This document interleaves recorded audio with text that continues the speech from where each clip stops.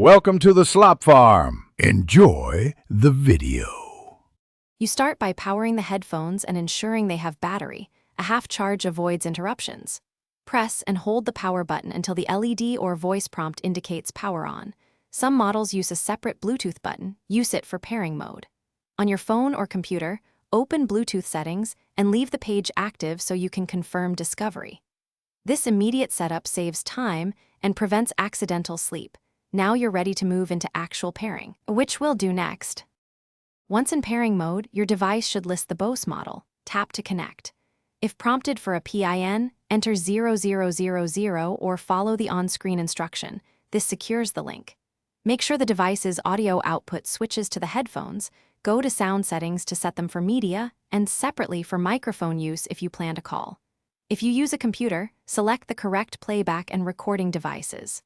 Once paired, test with a short audio clip to confirm both sound and mic behavior. Then finalizing means optimizing and having a quick fix ready. Adjust volume on both the headphones and your device so levels match.